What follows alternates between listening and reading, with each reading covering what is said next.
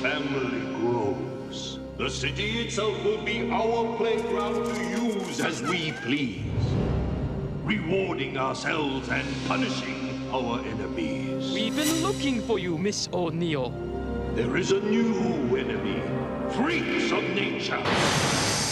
Together, we will punish these creatures. What the heck was that? Looked like sort of a big turtle in a trench coat.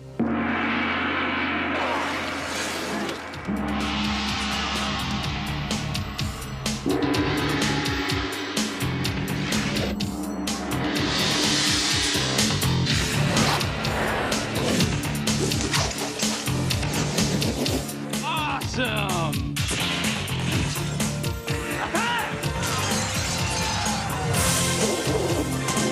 Excellent!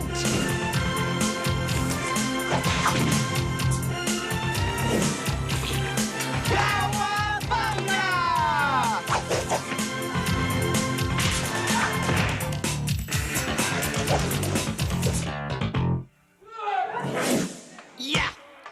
I love being a turtle!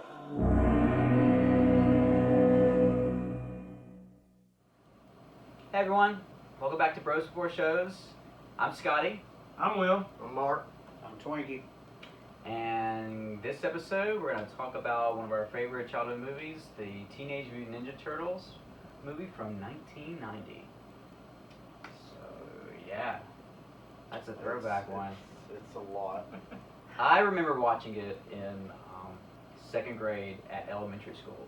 It was the end of the year in May. Somebody brought the VHS and we watched part of it, which, you know, this movie had cuss words and everything else. I don't know how it got approved. It was very dark. Basically, you had the two guys that created the comic book. They had another guy come in. I'll have his name here in a minute. He came in and he's like, "Hey, I would like to be your worldwide marketing director." So he went to all the toy companies, Mattel, Hasbro, all that, and they're like, "This is the stupidest idea ever." Like they all shut it down. Well, he went to Playmates. Yeah. What Playmates? Playmates was known for this really, you know, back in the 80s and 90s, $100 for a doll was kind of expensive, and that's what they were known for was higher end dolls. Oh. And they wanted it. They had no action figures at all. Being a Japanese-based company, Right. they really wanted into that America market. So they decided, hey, this is a great idea. We love the comic books. We're going to dump $1.5 million into a five episode miniseries cartoon. Wow. And they dumped all that money into that, and they created the 10 characters. And then the guy, the publicity guy, he kind of took it upon himself to have this movie made. Like he didn't get Playmates permission. They had licensing. They had the license on it at the time. New Line Cinema produced the movie. Right. Yeah, New Line Cinema did. Laird and Eastman, the guys who created the Ninja Turtles, they were like, yeah, you know, because they were trying to compete with He-Man. They were trying to compete with all this, And they blew them out of the water. Well, and that was the thing is, they were hesitant because all the comic book movies that had came out through the 80s all flopped. Yeah. And they just, they were like, eh. So they created this, they did this movie. And who that they sent it to with New Line had one of the sub companies was big in with Jim Henson. Oh, great. Because Puppeteering, the company did the costumes, the puppet costumes. That makes a lot of sense. The company also did a lot of action movies, so they had all these action stars that could be in it. And they wrote the script. Jim Henson came in. They designed all the And costumes. this They is did before his everything. death because he Yeah. passed Yeah. early 90s, I would say, or 89. No, I thought it was like that. Yeah, They like were 90s, spot on 92. with Okay, the turtles. so Somewhere up in there. it's one of his last Um, And the projects. animatronics and the Yeah. It was, miles and everything. They and the were cool awesome. thing about all that, which I love the movie, like I can replay the movie in my head from start to finish. They had to create, especially for the cartoon series, whenever they did the comic books, it was just 4 turtles, all red bandanas, all red. Right. Yeah. They had no personalities, nothing like that. It was just 4 brother turtles Ninjas. that went after the Shredder, because in the very first comic, they killed Shredder off. That's great. Yeah, it was a revenge thing, and then they kind of brought it back, made it in with the cartoon series, and then in the movie, like, everybody that played, I don't think they could have picked anybody better to play the parts that they did. Yeah. Mhm. Some people don't know this. You had 2 different parts with the Turtles. You had somebody who was in the suit, Right. Right. and you had somebody who did the voice. Right. Corey Feldman did the voice of Domino, Domino. right. Yeah. He was the only one that didn't have a appearance in the movie.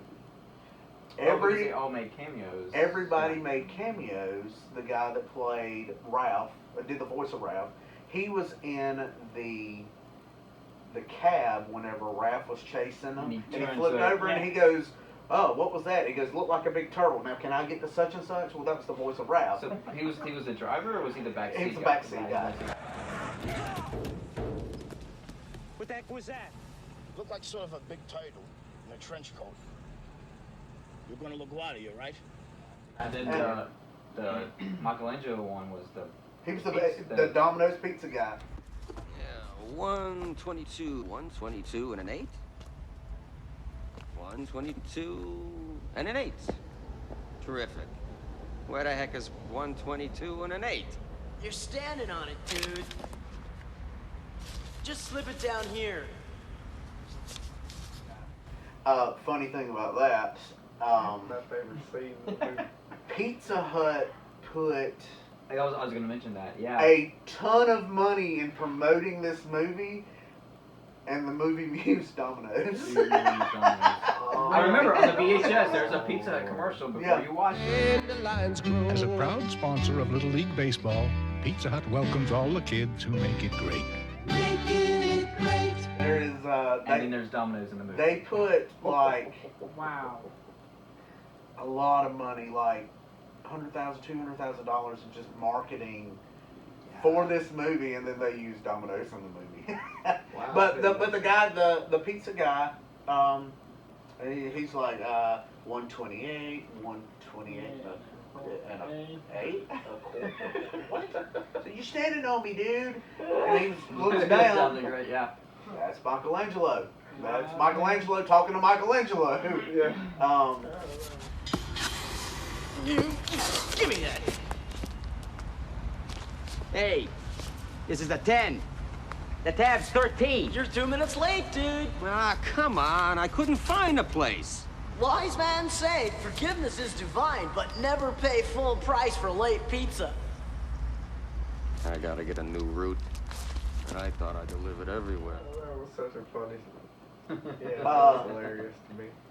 The one who voiced Ralph is pretty well known through he's voiced a whole bunch of stuff.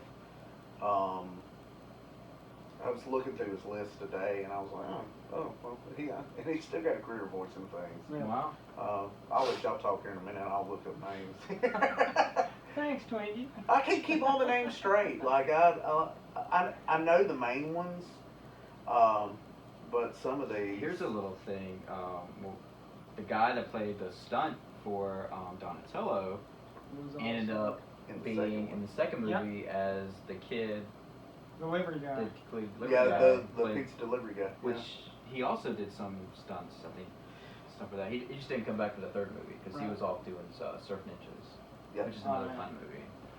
So he was the lead in that, so he couldn't be. He couldn't do stunts for Turtles 3 in time. Man, from Turtles 1 to 2, They took a completely different approach. It was much a lighter approach. They did. They took more of a comical in. I love the seriousness of the first one. I think one of my favorite scenes in the entire movie is they're out at April's farmhouse, her farmhouse, and them sitting around the fire trying that is a Read moment. Splinter. That That was a powerful moment. Yep.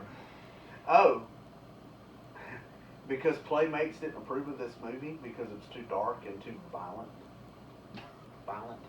It's Ninja Turtles. They refused to produce any toys for the first movie. Refused.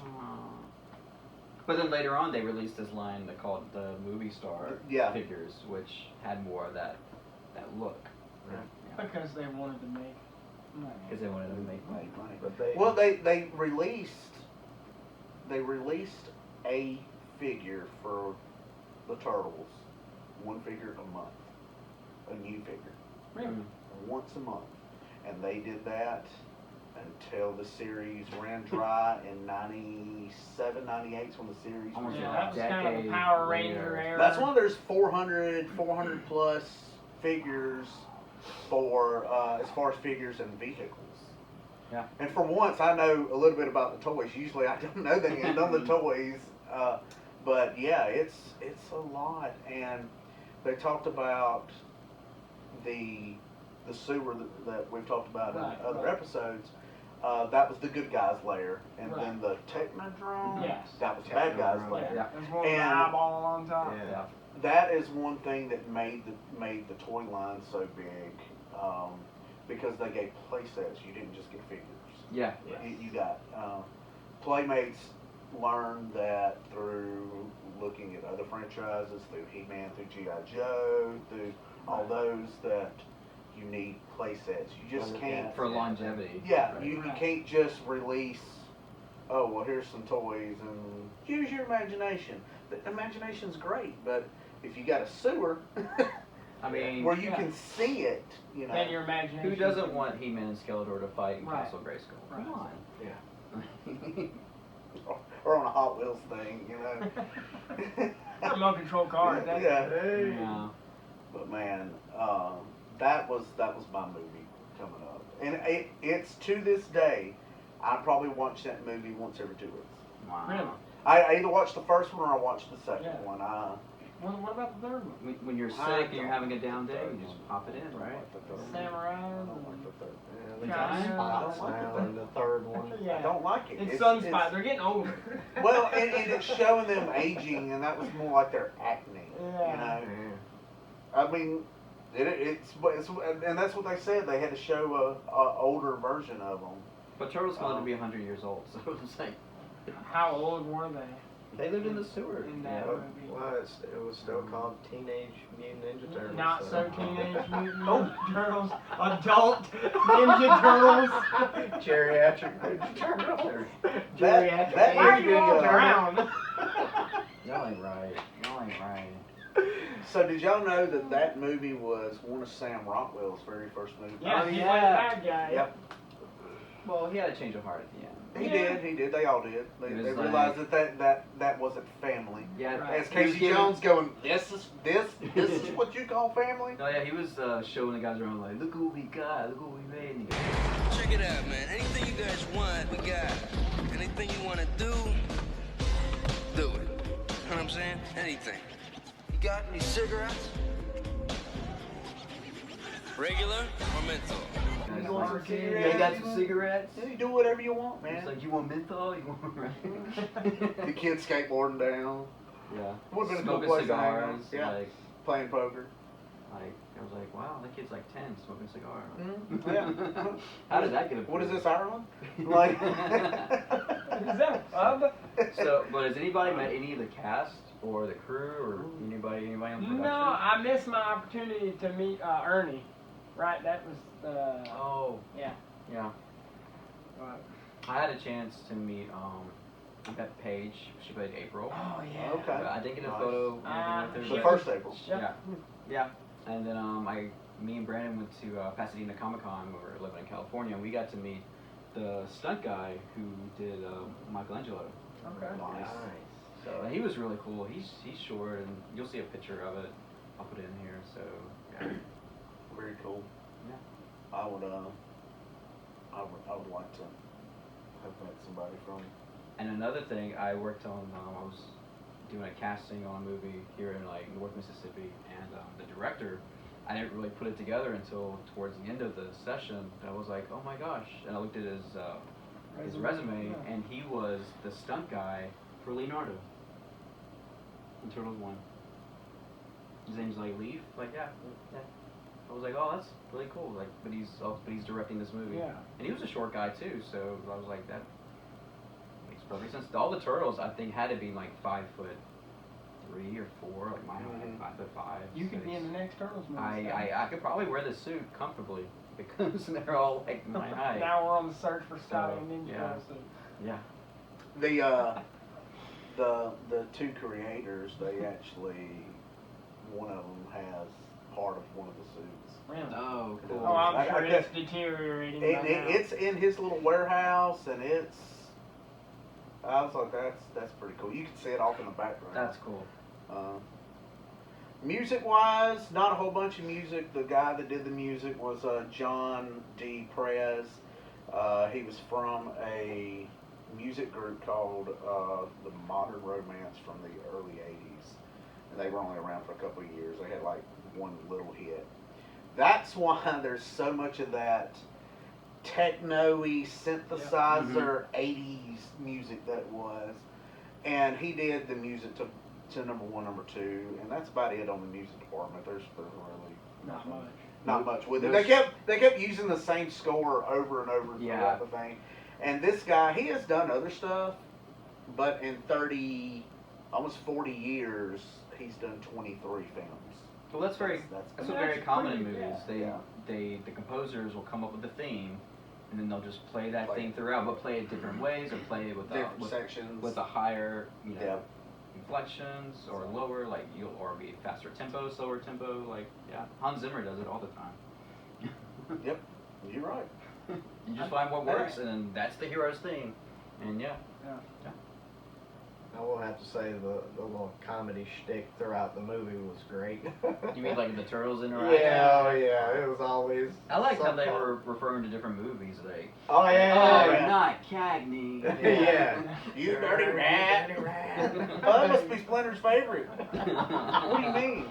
No. The pizza thing, because the Turtles, you had Leonardo. He was the leader. The leader. Right. Was he the oldest?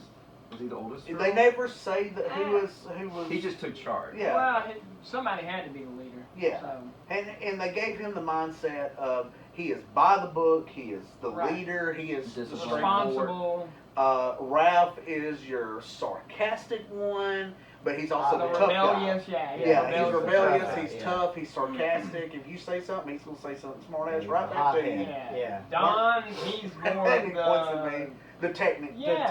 He's the nerd. Smart, the nerd, yeah. But and then Michelangelo, goofball. Yep. He's the goofball who embraced the teenage years. Are we the 4 turtles? Hey, are we the 4 turtles? I'm not being Raph. I don't care. I don't mind being Michelangelo. Leo. Oh, I guess I'm Donnie. I'm the smart one. You are. You're the guy that does all the filming. I do all the edit. So they did that because they wanted to not just be for one group. Well, you said it. The personality. The comics had no personality, so they wanted you to capture the personality of each turtle. Right. Yep. And gotta have that pizza. Oh, yeah. Every time I watch that movie, I'm like, man, I can't watch the movie and not have pizza. Like, fortunately, you order ahead, and then you're like, I know I'm gonna watch this movie tonight. I'm called Domino's. Yep. Or pizza. They delivered. Or call them up at the same time. Let them duke it out in the parking lot. I'm watching Ninja Turtles. Which one of you wants my business? You got 3 minutes. Y'all both come together same time. So was this movie a success? Would you say? Oh, it was Like this, like money, I guess. money-wise, this is the highest-grossing independent film of its time. Wow. It blew out the box office for weeks. Oh, It went in, and they were really like, oh, I don't know if this movie's going to do any good. The critics were giving it like 2 stars. Because it wasn't meant for them. It was meant for like us. Yeah. And when it came out that first weekend, it broke all its records for an independent film. And that's kind of how they touched on the toys. I mean, like they come out in 1988. Yeah. They were smaller than all the other toy lines. He-Man was kind of dying out. Thundercats was dying out, and that was one of the big things they touched on was when they come out, they just blew everything out of the water. Yeah. G.I. Joe was still alive, but it wasn't as strong when it first came out. So it came in at a perfect time. That came in, those toys. No retailer would buy those toys. The only retailer that bought it was Toys R Us, and they ordered 6,000 units, which and is probably not sold out. and it's not a lot. This is the first weekend. Sold out. I remember as a kid in New Orleans, because when I moved there when I was little, like I remember going to the playground and every kid there had turtle figures. They brought and I saw Shredder and I was like, who is that? Like, and then I just became fascinated with the character Shredder. Yeah. But I like all the turtle, and then I told my parents, I was like, can we go to Toys R Us? They're like, yeah. Will was the turtle. I got some. He was the turtle kid. I had to have my own because I saw them play with them. Like, I gotta get these. And I didn't have. Well, I do now. And I looking didn't at have the blimp, and I've got that. I had the blimp, yeah. But I had all the figures. If they came out, I had them. Yeah, and, I had most of those I figures. didn't know they made that many, like 400. Well, that was releasing one a month from 88 to say 98. And some of them are so rare they are worth thousands of dollars. Yeah. Every line has its little key. Right, and it's usually the last of the run is worth the most. Favorite villains. Who's your favorite villain? In the Turtles? Yeah, in the Turtles. Hands down would have to be Rat King.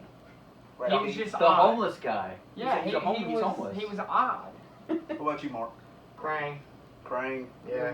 He was, I don't know. Brainy. He was, he was a brainiac. But I mean, you know, just for what he was and how he did everything with his Built little his own tentacles, body. and he's got his own little mechanical body, you know. Yeah. But yeah, he was pretty cool as a villain. He was good. Shredder, definitely Shredder. But I also kind of thought Leatherneck was Crop. the Cajun alligator, who ended up in the sewers of New York. Yeah. I mean, okay. You know, and a lot of people are, you know, Bebop, Rocksteady, Bebop, Rocksteady. Right. And those are classics. They are. But that's not my favorite, and I'm going to say this because growing up, I had one VHS that had, I think it was 2 episodes of Teenage Mutant Ninja Turtles on. And we didn't have satellite, we didn't have cable, and back then internet wasn't a thing. So I had that VHS, and it was one that they were fighting the little robots. Oh, the Mousers. The little robots. It was that episode, and the other one was the Fly Baxter Simon. Yep. And you got him up there. He's like the professor. And Baxter. This was my favorite villain, and it's because I didn't get to watch all of them. Right. That I watched this episode probably so many times that VHS probably doesn't work anymore. But I don't know. This is why this was my favorite villain. He's cool. I mean, he was like multi-articulate. He is a fly with a fly swatter, and it looks like he whipped a child. No, that's a turtle. That's a little turtle. That's a little turtle on there. Crazy. He's out here whipping his kids. But this was my favorite character, man. As far as villain-wise, everybody has their favorite turtle. I loved Casey Jones. Right. I loved him in the movie. Yeah. Just they portrayed him well. Yeah, they did. He did a great job. Like, there was no superheroes. He was just a vigilante that went out, and I love how they brought him into the other yeah. one, the second one too. Yeah. Yeah. He came in the second one for a little bit, but he was more into the third one, I think. Yeah. Because he was having to take care of, in the third one, the samurais that had came over, and he showed them hockey and... Yeah, hockey player. Yeah. Samurais. But it's, man, it's such a great franchise. Did y'all know that franchise is one of the only franchises that has, every time it's been rebooted, it's been successful? Really? Yeah. Every time. It has been rebooted a couple of times. Since Nickelodeon now owns it, yeah, 100% Nickelodeon owns it. Laird, Eastman sold his share to Laird, and for $60 million, Nickelodeon bought it. Laird said that, I'll never sell it, but money talks. No, $60 million. I'd sell one of you guys. They left him the comic book side of it, that if he wanted to reboot the comic books, for him, not the IDW side of it. IDW took it up and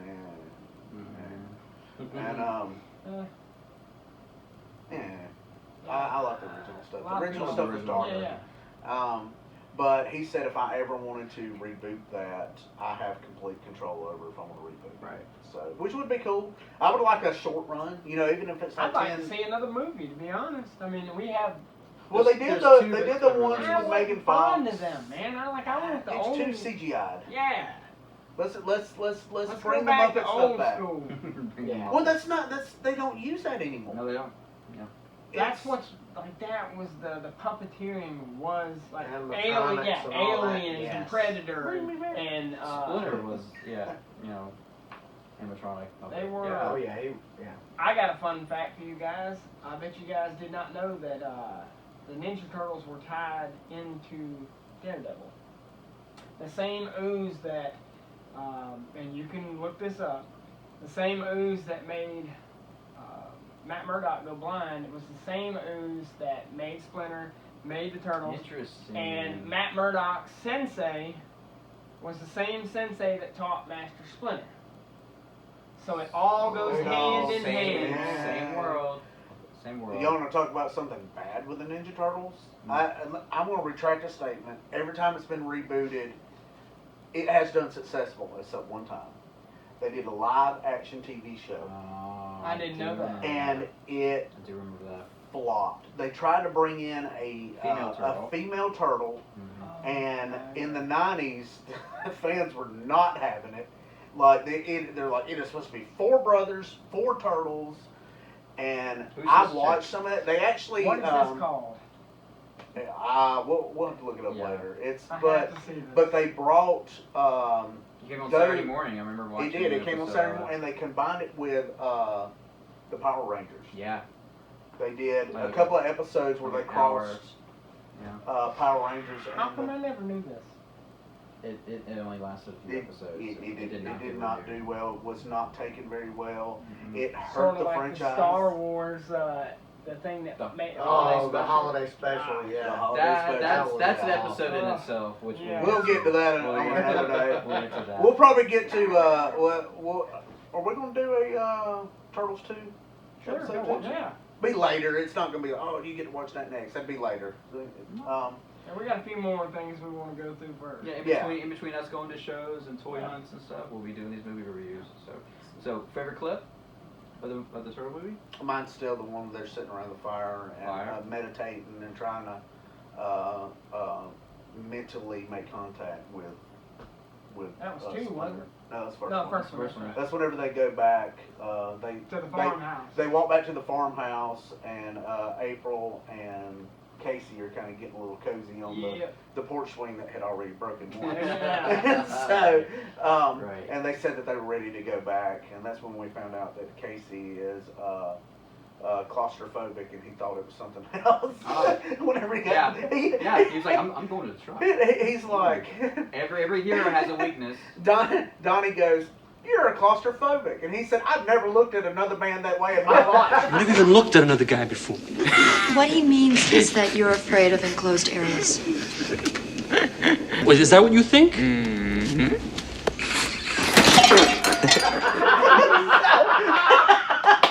he goes, no, you're scared. You don't like small spaces and confined spaces. He's like, I'm going to the truck. Yeah. And if it wouldn't have been for him in the truck, whenever the foot went into the sewers, He followed the kid. to follow the kid. Yes. Yeah. Yeah. To go find, he found Splinter. Yeah, found Splinter. Following him back. Yeah. My favorite scene is Shredder's entrance. I just think that's so awesome. And, all you see is just all like the darkness, you just see the shadow of his back, and he's just walking forward, and then Man, that guy's the playing camera, a lot of and he just turns, and just like wow. And then you see the spikes on his armor, and he looks like he's wearing a trash bag for a cape, but it wasn't. I still want to get that figure though. They NECA made a one, and I still want to get. It's a good looking figure. You They're see it, GameStop. They've GameStop? got one at GameStop. Yeah, that's where I'm going. Mark, you? I like the scene with the pizza and what where he's delivering. That's hilarious and everything. But yeah. Hey, you were clock's ticking, dude. 3 minutes late. Pizza dude's got 30 seconds. But that was funny in and of itself. But my favorite scene would have to be the fight scene in the Antique Store. Yes. Yes. They were just having fun. It was. And then they end up burning the place down. Yeah. It had action. bad It guys had bring comedy. It had drama. It had, it was just. It was It kept your attention. Yeah. Yes. As an artist, my favorite scene would have to be April when she was sitting down drawing everybody. I would love She drew to the get, personality. I would love to get a copy of the one where she done a Leo. Where When she she gave it he's to the sitting boy. down and he's waiting on he's them. like this, passed out, watching Ralph. That's probably hands down my favorite scene. The turtle wax. Turtle wax. It's like, oh, my shoulder, and he pulls out the turtle wax. Wax on? Wax on. Yeah. Man, there are some iconic scenes through that. Ralph, being Ralph. He went to go see Critters, the movie. He's like, how they come up with this stuff? He was a punk rocker. Him on the rooftop whenever he got mad at everybody. Yeah. When he threw the sigh at Donatello for joking too much.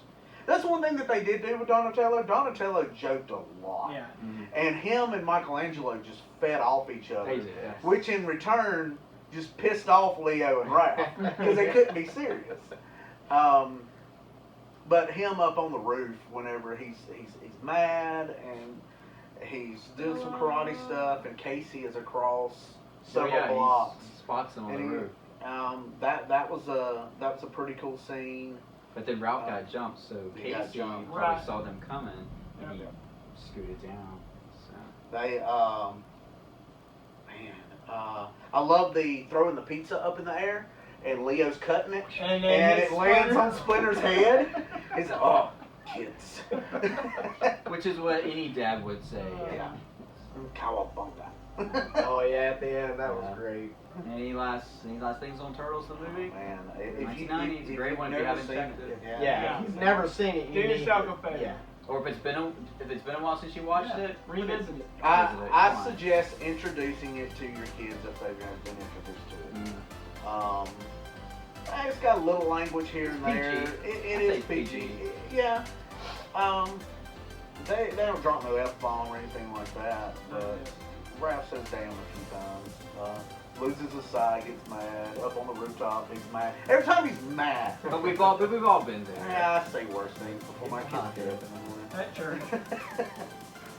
At church. I was listening to him and I heard. Yeah. As soon as I say worse things, I said at church. Yeah. Okay. All right. That's the episode. Thanks for watching us. Like and subscribe. Check out the movie. So, all right, and Turtle Power. Turtle Power.